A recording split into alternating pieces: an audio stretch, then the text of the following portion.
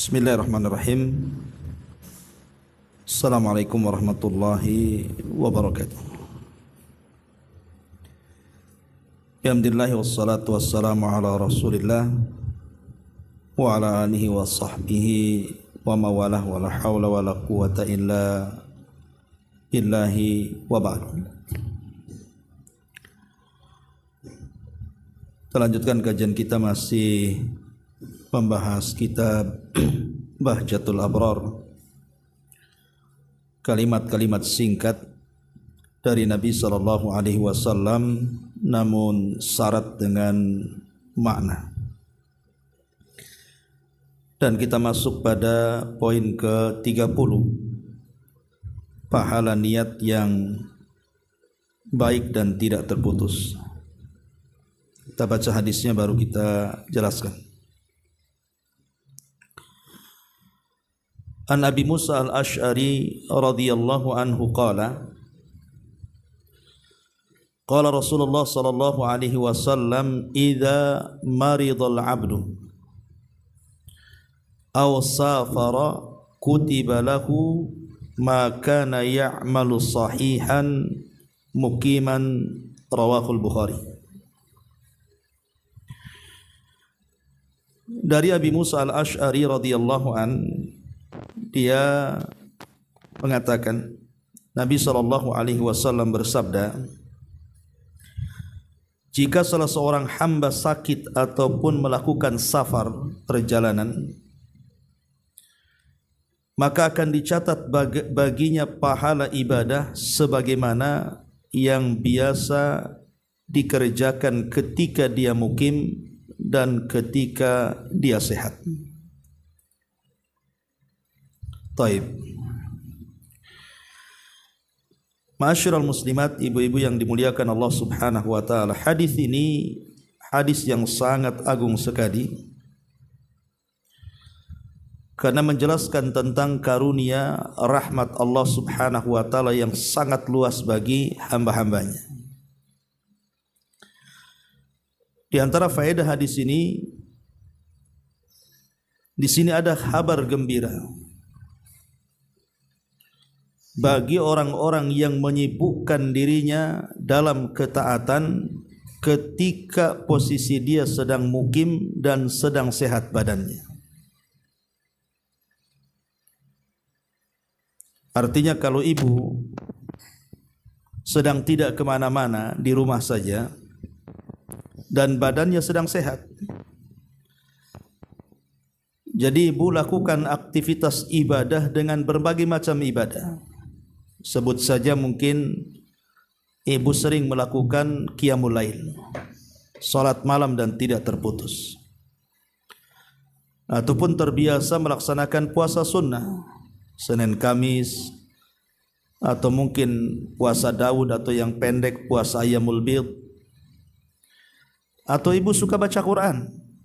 Jadi setiap hari ibu bisa atau terbiasa membaca Quran, atau terbiasa berzikir, atau terbiasa bersedekah, atau terbiasa dengan silaturahim, atau ibadah-ibadah yang lainnya. Sebutkan ibadah-ibadah yang lainnya yang menjadi kebiasaan ibu selama ibu mukim dan badannya sedang sehat. Lah kalau seandainya Allah Subhanahu wa taala takdirkan kebiasaan-kebiasaan ibadah itu terputus karena dua sebab. Pertama, karena ibu sakit, sehingga yang biasa sholat malam akhirnya tidak sholat malam karena sakit, ataupun yang biasa puasa akhirnya terputus puasanya karena sakit, ataupun membaca Qur'annya, berzikirnya terputus karena sakit. Kalau dalam posisi sakit ini pahala Allah Subhanahu wa taala, maka kebiasaan-kebiasaan ibadah ketika ibu sehat itu tetap dicatat oleh Allah saat ibu sakitnya, walaupun ibu tidak mengamalkan amalan itu. Jadi seandainya ibu ini suka qiyamul lail, salat malam, tahajud, Allah takdirkan sakit, maka saat sakit ini ibu ada keinginan untuk salat malam karena sudah menjadi kebiasaan, tapi kan pahala qiyamul lail setiap harinya sampai ibu sembuh.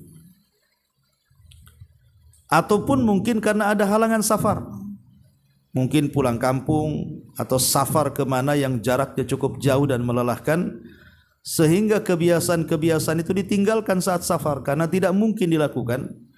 Maka setiap harinya saat safar itu ibu mendapatkan pahala yang biasa ibu kerjakan saat ibu sedang mukim. Dari sini ada faedah besar tentang kabar gembira, bisyarah terhadap orang-orang yang al-mushtaghilina bi-tha'ah, orang yang menyibukkan sehari-harinya dengan ketaatan. Dan ini menunjukkan luasnya rahmat Allah Subhanahu wa taala kepada kita. Karena bagaimanapun Allah Subhanahu wa taala mengatakan alladzi khalaqal mauta wal hayata liyabluwakum ayyukum ahsanu amala. Dialah yang menciptakan kehidupan dan kematian, semuanya adalah untuk menguji kalian siapa di antara kalian yang baik amalannya. Maka perbanyaklah amalan sewaktu kita masih sehat dan dalam kondisi mukim. Ini faedah yang pertama. Faedah yang kedua hadis ini, bahwa Allah Subhanahu wa taala senantiasa menjaga pahala kita. Walaupun kita tidak melakukannya kembali karena tadi mungkin ibu sakit atau safar, tetapi Allah Subhanahu wa taala senantiasa menjaga pahala kita tidak hilang. Nah, itulah bagaimana agungnya karunia Allah di sini. Kalau ibu nabung di bank, kalau ibu tidak isi-isi tabungannya, bertambah atau berkurang? Berkuranglah, dipotong ya biaya apa, pajak atau apa gitu kan. Tapi kalau kita melakukan tijarah ma Allah, berniaga dengan Allah Subhanahu wa taala, kan ini bagian daripada berniaga dengan Allah. Maka berniaga dengan Allah itu tijaratun lan tabur, kata Allah. Itu perniagaan yang tidak akan pernah rugi. Jadi ketika kita sedang sehat, ketika kita sedang mukim, maka berniagalah dengan Allah Subhanahu wa taala. Maka walaupun seandainya kita tidak beramal saleh setelahnya karena sakit atau safar, tetap keuntungannya mengalir, tetap pahalanya mengalir, karena Allah menjaga pahala hamba-hambanya. Ini yang kedua. Kemudian yang ketiga, faedah daripada hadis ini, bagaimana posisi niat ini luar biasa. Jadi niat ini membesarkan pahala ibadah. Hanya semata-mata niat ini bisa membesarkan pahala ibadah. Karena ketika orang terbiasa melakukan ibadah kemudian dia sakit, dalam hatinya dia ingin beribadahkan, itu sudah kebiasaan dia, salat malam, baca Quran, zikir, puasa, silaturahim, sedekah, itu sudah kebiasaan dia. Sesuatu yang biasa ditinggalkan biasanya dia pengen melakukannya, tetapi tidak bisa karena dia sakit ataupun safar. Maka niat inilah yang menjadikan pahala itu tidak terputus. Bahkan ada dalam bab niat itu yang disebut dengan ghibtah. Ghibtah itu artinya walaupun kita tidak melakukan amalan yang orang lain lakukan, tetapi kita dapat pahala seperti orang lain lakukan. Contoh umpamanya ada tetangga itu kaya, sehingga dengan kekayaannya dia bisa sumbang masjid, dia bisa sumbang panti asuhan, dia bisa berangkat haji, umroh, dia bisa berkurban, dia bisa berjihad dengan hartanya. Sementara kita ini fakir, tidak bisa melakukan hal yang sama dengan tetangga yang lakukan. Maka cukup dengan niat kita, ya Allah, kalau seandainya aku punya harta dengan harta yang sama yang dimiliki tetangga saya itu, saya pun sama akan melakukannya. Kata Nabi SAW, maka antara dia dan tetangganya sama pahalanya tuh. Hanya semata-mata niat. Makanya ada istilah ulama salaf itu, bahwa niat itu tukabbiruhu ajral ibadah, bahwa niat itu bisa membesarkan pahala ibadah. Ini faedah yang ketiga dari hadis ini. Kemudian juga di antara faedahnya adalah disebutkan para ulama bahwa pentingnya kita itu menjaga kesehatan. Pentingnya kita menjaga kesehatan agar senantiasa kita bisa beribadah kepada Allah Subhanahu wa taala. Makanya ada hadis di mana Nabi SAW menjelaskan kepada kita agar kita ini igtanim khamsan qabla khamsin. Menjaga 5 perkara sebelum datang 5 perkara. Salah satunya adalah sihatika qabla marad. Jaga di waktu sehatmu sebelum datang waktu sakitmu. Bahkan ada hadis Nabi SAW mengatakan badiru bil a'mali sab'an. Bersegeralah kalian beramal saleh sebelum datang 7 perkara. Hal tantadiruna illa faqran munsiya au ghinan mutghiya au maradan mufsida au haraman mufannida au mautan mujhiza awid dajjal fasyarru ghaibin yuntadhar awis sa'ah fas-sa'atu adha wa amar. Kata Nabi SAW, bersegeralah kalian beramal soleh sebelum datang 7 perkara. Apa 7 perkara itu? Pertama, kefakiran yang melupakan. Karena biasanya orang fakir itu lupa ibadah, alasannya mencari nafkah. Kenapa kau tak sholat? Aduh, sibuk.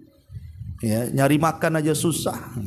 Akhirnya alasan dia tidak sholatnya karena sibuk mencari pekerjaan.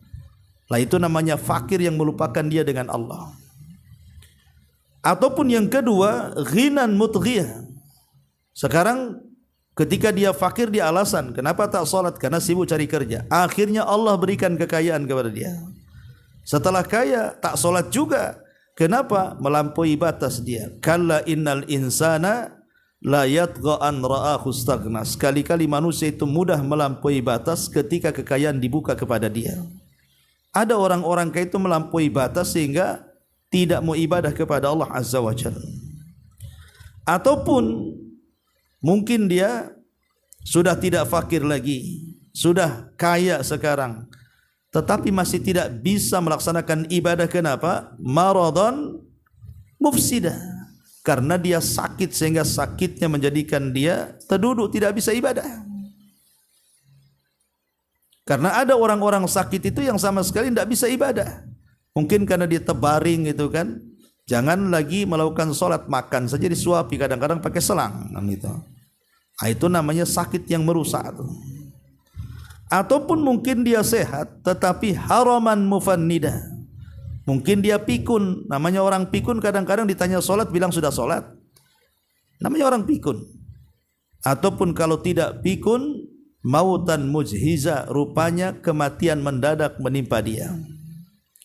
Atau kalau dia selamat dari kematian, dia menghadapi Dajjal dan itu seburuk-buruk yang ditunggu. Atau kalau selamat dari Dajjal, maka dia tidak selamat dari kiamat. Dan kiamat adalah adha wa amar, sesuatu yang sangat menakutkan bagi siapapun. Lah, dalam hadis ini ada kata-kata maridhan mufsida, sakit yang merusak. Makanya kata Nabi SAW di permulaan hadis, badiru bil a'mal, segera beramal sebelum datang sakit. Karena kalau sudah sakit itu macam mana orang mau ibadah kepada Allah Subhanahu wa taala. Kemudian juga di antara faedah hadis ini adalah si'atu rahmatillahi azza wa jal wa lutfuhu bi ibadihi. Si'atu rahmatillah wa lutfuhu bi ibadihi. Luasnya rahmat Allah dan lembutnya Allah terhadap hamba-hambanya. Allah tetap memberikan balasan kepada orang yang sakit ataupun musafir selama ketika dia mukim dan ketika dia sehat, dia menyibukkan diri dengan ibadah kepada Allah Subhanahu wa taala. Masyarul muslimat, ibu-ibu yang dimuliakan Allah Subhanahu wa taala.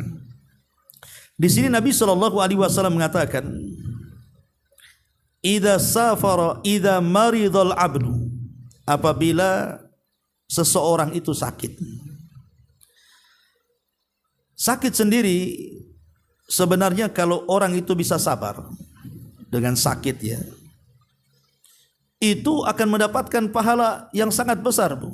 Contoh hadis Nabi SAW, ma yazalul bala bil mu'min wal mu'minatin fi nafsihi wa waladihi wa malihi hatta yalqallaha wa ma alaihi khati'ah. Kata Rasul, seorang hamba itu akan senantiasa diuji oleh Allah, baik dia mukmin laki-laki atau perempuan, entah dengan penyakit yang menimpa dirinya atau ujian kepada anak dan hartanya, sampai dia berjumpa dengan Allah, dia tidak punya dosa sedikit pun. Artinya bahwa terkadang sakit ini bisa menggugurkan dosa tanpa harus banyak melakukan amal saleh.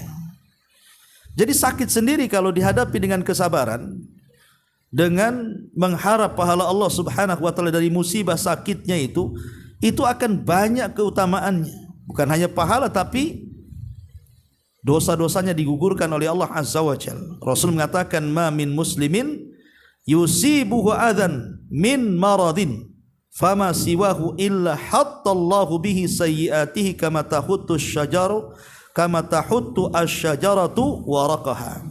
Kata Rasul, tidaklah seorang muslim ditimpa dengan berbagai macam yang menyakitkan seperti sakit atau yang lainnya, kecuali Allah Subhanahu wa taala akan hapus padanya kesalahan-kesalahan seperti merontoknya dedaunan dalam pohon.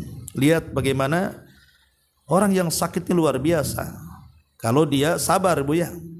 Ini selain daripada dapat pahala pekerjaan ibadah yang biasa dia lakukan ketika dia mukim atau ketika dia sehat. Selain itu, ya, jadi dia dapat pahala sendiri orang sakit itu. Ya syaratnya cuma dua tadi, sabar dan dalam sakitnya mengharap pahala Allah Subhanahu wa taala. Ditambah-tambah dia akan mendapatkan pahala yang tidak dilakukannya tetapi biasa dilakukan ketika di saat dia sehat. Jadi itu namanya pahala di atas pahala, bertambah-tambah pahalanya tuh. Kalau orang sakit bisa sabar dan mengharap pahala Allah Subhanahu wa taala. Bahkan nanti pada hari kiamat, orang-orang yang tidak pernah sakit di dunia, orang-orang yang tidak pernah banyak ujian di dunia itu, nanti pada hari kiamat memandang orang-orang yang banyak ujian ketika di dunia kemudian mendapatkan banyak keutamaan di hadapan Allah itu, mereka cemburu. Sampai-sampai disebutkan dalam hadis, yawaddu ahlul afiyat yaumal qiyamah hina yu'ta ahlul bala'i thawab law anna juludahum kanat quridat fid dunya bil maqarid. Maka orang-orang yang tidak banyak ujiannya di dunia ketika di akhirat itu, maka mereka melihat ketika Allah memberikan pahala di akhirat kepada orang-orang yang banyak ujiannya di dunia, entah sakit atau apa namanya, seolah-olah kulit mereka lebih baik dikelupaskan dari badan mereka dengan alat yang bisa mengelupaskannya. Jadi mereka ingin seperti mereka karena cemburunya mereka kepada orang-orang yang banyak ditimpa musibah di dunia, terupanya di akhirat dia mendapatkan kedudukan yang tinggi di hadapan Allah Jalla fi'ula. Lihat bagaimana di sini keutamaan orang yang sakit. Kemudian yang kedua, au safar, ataupun dia safar. Ya. Kalau ketika ibu sedang safar itu, selama perjalanannya mungkin ibu banyak berzikir, ketika naik, ketika turun baca takbir, baca tasbih gitu ya. Kemudian juga selama perjalanan mungkin ibu di pesawat, mungkin ibu di bus, di kereta, terus lisannya berzikir kepada Allah dengan tasbih, takbir, tahmid, tahlil dan zikir-zikir yang lainnya, atau membaca Quran. Atau mungkin ketika safarnya ibu bersedekah. Ada orang-orang yang susah, ketika safar kita sedekah kepada orang-orang yang susah itu. Ataupun ketika safarnya ibu berbuat baik kepada orang, kepada teman safarnya dan begitu seterusnya. Itu pahala besar. Ya karena musafir sendiri doanya mustajab. Ditambah-tambah ibu dapat pahala dari pahala yang ibu sering lakukan ketika ibu mukim. Ya itu namanya pahala di atas pahala tuh namanya. Ya jadi seorang musafir itu akan banyak pahalanya kalau seandainya dia bisa memanfaatkan ketika safarnya. Kemudian kata Nabi SAW, kutiba lahu, akan dicatat padanya, makana ya'malu sahihan mukimah, selama dia beramal soleh saat dia sedang sehat dan saat dia sedang mukim. Ma'asyiral muslimat yang dimuliakan Allah Azza wa Jalla, di sini ada faedah besar juga bahwa Nabi SAW mengajarkan kepada kita ada amal-amal yasir tetapi pahalanya besar. Ada amal-amal yang ringan itu tapi memiliki pahala yang sangat-sangat besar sekali. Dan dari sini juga menunjukkan apa, Bu? Ada pahala-pahala itu yang sifatnya tidak terputus. Ini kan tidak terputus namanya ini. Karunia Allah Subhanahu wa taala. Dan bukan ini saja, ada beberapa amalan itu yang kalau kita lakukan, kemudian kita berhenti tidak melakukan amalan itu, pahalanya tetap mengalir, Bu. Contoh umpamanya orang yang berdakwah. Orang-orang yang berdakwah mengajak manusia kepada kebaikan, enggak usah jauh-jauh lah. Ibu mendakwai keluarga, mendakwai suami, mendakwai kerabat, saudara, anak-anak, orang tua, terserahlah, jangan jauh-jauh atau tetangga gitu ya. Entah yang tadinya sholat akhirnya jadi sholat, entah yang tadinya malas ke pengajian jadi hadir di pengajian gitu ya. Entah yang tadinya mungkin ngomongnya kotor akhirnya karena ibu ceramahi jadi santun. Pokoknya mengajak manusia kepada kebaikan lah tuh. Dan sadar orang itu, maka ketika dia sadar, akhirnya dia sholat terus, kemudian ngomongnya juga santun terus, kemudian hadir terus di majelis taklim. Maka selama orang yang didakwahi itu, Bu, dia melakukan amal soleh yang kita arahkan, maka walaupun ibu duduk-duduk setelahnya, ibu dapat transferan pahala tuh, ya, dari orang yang ibu sadarkan. Makanya Nabi SAW sampai mengatakan, man dalla ala khairin kafaili. Barang siapa yang menunjukkan kepada sebuah kebaikan, maka baginya seperti pahala pelakunya. Man dalla ala hudan kana lahu ajrun wa ajru man amila ba'dahu la yanqusu min ujurihim syai'ah, kata Rasul. Barang siapa yang mengarahkan manusia ke dalam hidayah, maka dia dapat pahala dan pahala orang yang mengikutinya tanpa mengurangi pahala mereka sedikit pun. Nah, ini juga salah satu amalan bahwa ada amalan-amalan walaupun kita terputus tapi pahalanya tidak terputus tuh. Ataupun contoh, orang yang memberi makan orang yang sedang puasa, Bu. Orang yang memberi makan orang yang sedang berpuasa, maksudnya memberi iftar ketika maghrib. Kata Nabi SAW, man fattara sa'iman kana lahu ajru sa'im. Barang siapa yang memberi makan orang yang sedang berpuasa, maka dia dapat pahala orang yang berpuasa. Contoh umpamanya ibu ada halangan. Ibu ada halangan, kemarin kan ada puasa, sebelumnya ada puasa tanggal 9 Dzulhijjah, kemudian setelah Muharram juga kemarin ada puasa Asyura, Tasu'a gitu kan. Allah takdirkan umpamanya pas di Asyura atau Tasu'a itu ibu berhalangan, mungkin kena haid, nifas atau yang semacamnya, sehingga tidak bisa berpuasa. Tapi bukan berarti tidak puasanya ibu tidak dapat pahala puasa.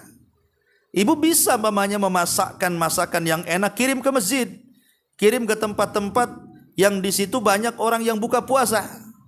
Coba bayangkan kalau ibu bisa memberi makan 5 orang atau 10 orang yang berpuasa, ibu nggak harus puasa, tapi sudah mendapatkan pahala sebanyak orang yang berpuasa yang ibu kasih iftar itu. Nah, ini kan lumayan, Bu, ya, luar biasa gitu. Atau umpamanya contoh yang lain, hadis Nabi SAW. Kata Nabi SAW dari hadis Abi Umamah ibn Sa'al ibn Hanif, dari dia menceritakan dari ayah dan kakeknya, dari Nabi SAW mengatakan, man sa'alallaha asyhadata min qalbihi sadiqan ballaghahullahu manazila asyuhada, kata Rasul. Barang siapa yang meminta kepada Allah, ingin mati syahid, betul-betul murni dalam hatinya, tapi tidak tercapai keinginannya, kalau seandainya Allah takdirkan dia mati walaupun tidak dalam peperangan, tetap dia mendapatkan manazil asyuhada, kedudukan seperti orang yang mati syahid. Dia tidak perang, tapi kalau mati pahalanya dapat, selama ada niat ingin mati syahid, jujur ya dalam hatinya. Nah, ini juga walaupun tidak ikut mengamalkan seperti para mujahidin, tapi dapat pahala mujahidin walaupun tidur di atas ranjangnya selama dia ada niat untuk menjadi syuhada. Atau contoh yang lain hadis Anas bin Malik radhiyallahu an. Ketika Nabi SAW pulang dari peperangan Tabuk, kemudian Nabi SAW sudah mendekati kota Madinah, maka Nabi SAW bersabda di hadapan para sahabatnya, Inna bil madinati aqwaman masirtum masiran wala qata'tum wadiyan illa kanu ma'akum. Qalu ya Rasulullah wa hum bil Madinah. Qala wa hum bil madinati hasabahumul udhru. Kata Nabi SAW, sesungguhnya di Madinah itu ada beberapa kaum. Sesungguhnya di Madinah itu ada beberapa kaum yang tidaklah kalian menempuh perjalanan dan tidaklah kalian menyeberangi lembah kecuali mereka ikut serta bersama kalian. Sahabat mengatakan, Rasul, mana ada mereka di belakang kami? Mereka masih di Madinah. Maka Rasul SAW mengatakan, ya mereka memang di Madinah karena terhalangi dengan uzur-uzur mereka. Maksudnya apa di sini? Jadi orang-orang yang tertahan di kota Madinah dan mereka tidak bisa perang karena uzur mereka, entah dengan sudah sepuh atau karena sakit ingin perang tak bisa karena sudah tua dan sakit atau ada uzur yang lain yang syar'i. Akhirnya tidak bisa ikut perang. Tapi keinginan mereka perangnya ada. Ketika mereka tidak ikut perang, tetap dicatat seolah-olah mereka ikut perang bersama para sahabat yang lainnya. Seperti itulah Bu. Itulah niat yang baik. Pamannya ibu pengen haji, pengen umroh gitu ya. Tetapi juga apalah daya, nggak ada duit. Kalaupun ada duit sakit parah, nggak bisa, sudah tua dan begitu seterusnya. Maka tetap ibu dapat pahala umroh asal ada keinginan. Yang penting kan keinginan dulu. Ya. Keinginan yang kuat dulu, usaha. Kalaupun Allah takdirkan tidak sebagaimana keinginannya, pasti Allah akan tetap berikan pahala kepada ibu. Itulah besarnya kedudukan niat dalam Islam itu. Ma'asyiral muslimat yang dimuliakan Allah Subhanahu wa taala. Ya. Termasuk juga ibu mendoakan saudara ibu atau tetangga atau siapapun lah tanpa sepengetahuan mereka. Kata Nabi SAW, "Ma min mu'minin yad'u li akhihi bi dhahril ghaibi illa qala al malakul muwakkal amin walaka bimithli." Kata Nabi SAW, tidaklah seorang muslim itu mendoakan saudaranya tidak tahu ibu doakan. Yang pamannya ibu nengok anak tetangga nakal-nakalnya, kemudian ibu berdoa, ya Allah kasihan sekali itu anak tetangga itu nakal. Ya Allah mudah-mudahan anaknya diberikan hidayah. Ya Allah mudah-mudahan anaknya sadar, kasihan orang tuanya. Ya Allah mudah-mudahan anaknya jadi anak soleh, jadi ustaz, jadi ulama, pamannya kan. Lah tetangganya tidak tahu kalau anaknya didoakan oleh ibu itu, maka malaikat akan datang menemui dan mengatakan, begitu juga anakmu, seperti itulah kau doakan kepada dia, maka engkau juga akan mendapatkan hal yang sama dalam doamu untuk anakmu. Contohnya seperti itu. Nah, itu kan kalau kita mendoakan orang lain justru berbalik itu doa kebaikan untuk kita kan. Lah itulah indahnya Islam sebenarnya. Lah dalam hadis ini juga demikian, Nabi SAW mengajarkan kepada kita ada amalan-amalan ringan itu tetapi memiliki pahala besar karena menunjukkan rahmat Allah yang sangat luas. Baik, kita akan baca sedikit perkataan dari Syekh Abdurrahman As-Sa'di rahimahullah tadi sini.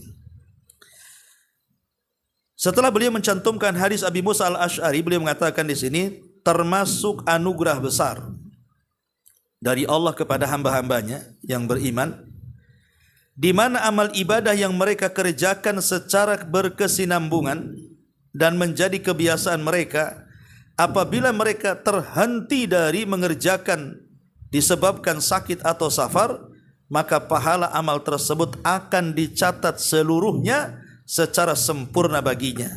Karena Allah mengetahui bahwa seandainya bukan karena adanya penghalang tersebut, niscaya mereka akan mengerjakannya. Maka disebabkan niat mereka, Allah memberikan pahala untuk mereka semisal dengan pahala orang yang mengerjakan amal tersebut. Nah, ini juga lihat bagaimana kata beliau agungnya sebuah amal.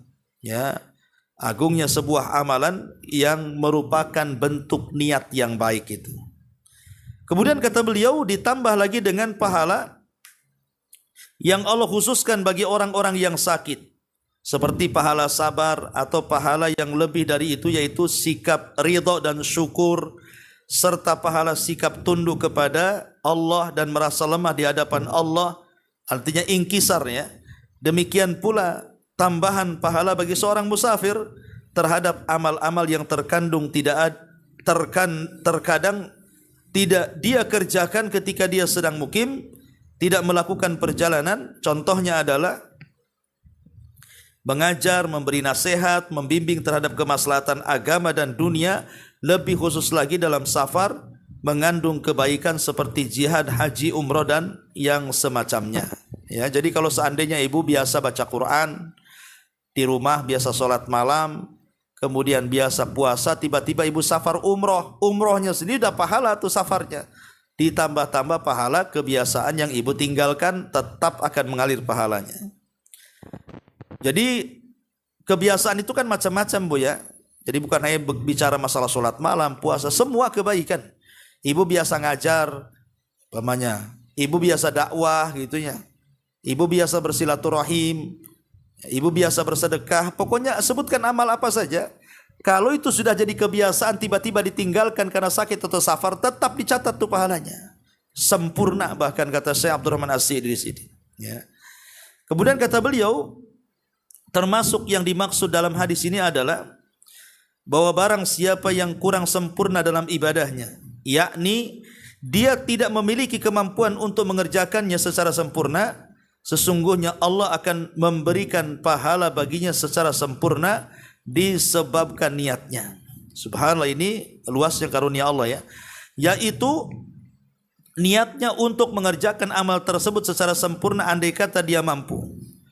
Maka sesungguhnya ketidakmampuan dalam mengerjakan satu amalan ibadah secara sempurna termasuk dalam kategori orang yang tidak mampu karena sakit, Allahu a'lam. Ya, seperti mamanya ibu sedang sakit. Namanya orang sakit itu kan kadang sholat pun tidak sempurna kan Bu. Mungkin duduk di kursi, mungkin baring di kasur, tapi pahalanya sama saja seperti orang yang sholat sempurna, gitu maksudnya. Dan itu rukhsah dari Allah Subhanahu wa ta'ala. Kemudian yang terakhir kata beliau, barang siapa yang meniatkan amal kebaikan, akan tetapi dia tersibukkan dengan amalan lain yang lebih utama darinya, dan tidak memungkinkan baginya untuk melakukan kedua amalan tersebut, lebih pantas untuk dicatat baginya pahala amal yang terhalangi oleh amalan yang lebih utama, sekalipun jika yang menyibukkan itu adalah amalan yang sepadan dengannya, dan keutamaan yang ada di sisi Allah itu sangat besar sekali. Subhanallah, sampai istimbat yang luar biasa dari Syekh Abdurrahman As-Sa'idi di sini dari hadis ini. Jadi kalau seandainya ibu ini contoh pagi-pagi sudah ada niat ingin puasa Senin Kamis atau puasa Daud atau puasa Ayyamul Bid lah. Ya. Qadarullah kemudian suami pulang kerja siang-siang gitu ya. Kemudian suami meminta kepada ibu untuk melayani dia, biologisnya, hubungan suami istri. Akhirnya terpaksa lah ibu batalkan tuh puasanya. Karena memilih yang wajib melayani suami kan. Ya. Maka kalaupun ibu tidak melakukan puasa karena terhalang dengan kewajiban kepada suami, tetap ibu dicatat pahala puasa, gitu maksudnya. Jadi pahala wajibnya dapat melayani suami, pahala puasanya pun dapat walaupun tak puasa. Karena ibu gagalkan karena ada amalan yang lebih tinggi dibandingkan amalan sunnah, yaitu amalan wajib melayani suami. Itu contohnya seperti itu. Dan ini istimbat yang bagus dari Al-Imam Abdurrahman As-Sa'idi rahimahullahu ta'ala. Wallahu alam, ini di antara keterangan singkat dari hadis yang kita baca. Taib, sebelum saya tutup, satu hadis saja. Silakan Bu, kalau ada yang mau bertanya, tafadhal.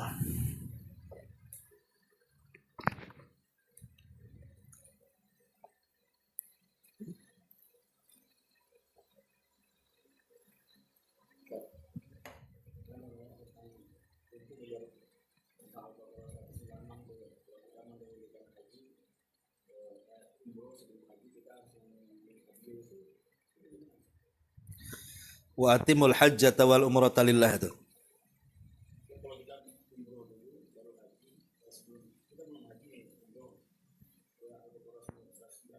Walillahi ala nasi hijjul bait.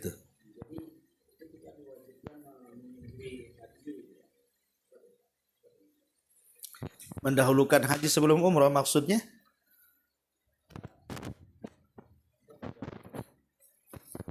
Saya tidak paham pertanyaannya. Gimana maksudnya? 119.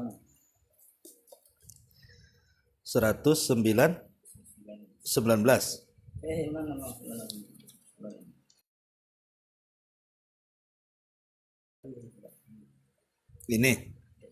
Lah iya wa atimul hajj wal umrah ini antum bilang enggak katanya.